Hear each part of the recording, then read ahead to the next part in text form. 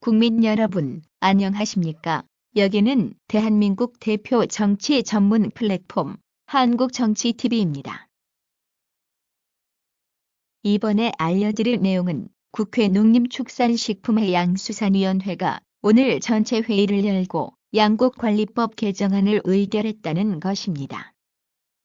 국내 언론 매체들이 보도한 내용을 종합하면 이 양곡관리법 개정안은 야당인 더불어민주당 단독으로 의결됐습니다.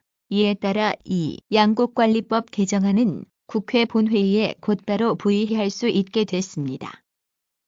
이 양곡관리법 개정안은 쌀이 이상 소비량보다 3% 이상 생산이 되거나 쌀값이 지난해보다 5% 이상 떨어지면 정부가 쌀을 의무적으로 구입하도록 하는 내용을 담고 있습니다. 지금은 남는 쌀의 구입 여부를 정부가 정하는 재량 매입으로 양곡관리법에 규정돼 있습니다.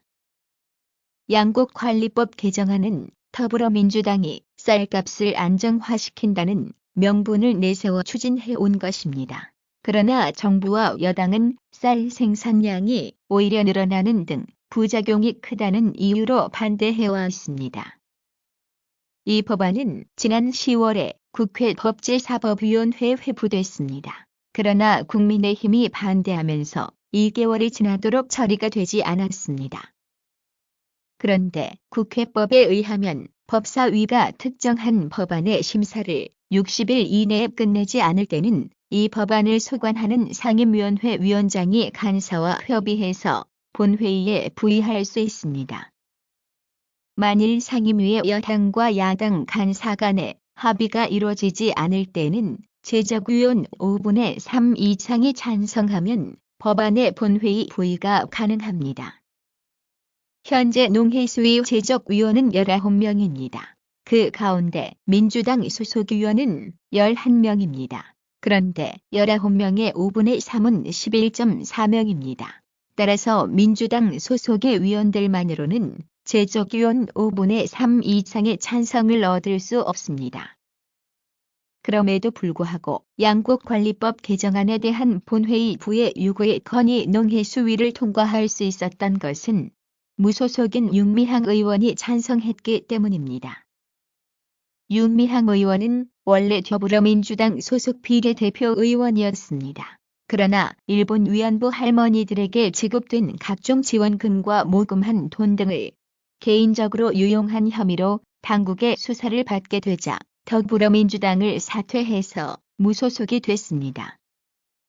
그런데 이번 표결 때 무소속 묵세위원으로 참석해서 더불어민주당과 함께 찬성표를 던졌습니다. 이 바람에 양곡관리법 개정안에 대한 본회의 부의 요구의 건의 농해수산위에서 의결이 됐고 이 본회의 부의가 가능해진 것입니다.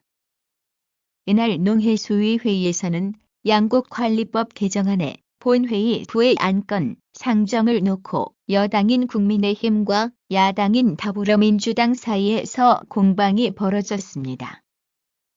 그러나 결국 양곡관리법 개정안의 본회의 부의 요구에 거는 국민의힘 소속 위원들이 투표를 포기한 가운데 더불어민주당 소속 위원 11명과 무소속인 윤미향 위원 등 12명이 투표에 참가해 찬성 12명으로 가결시켰습니다.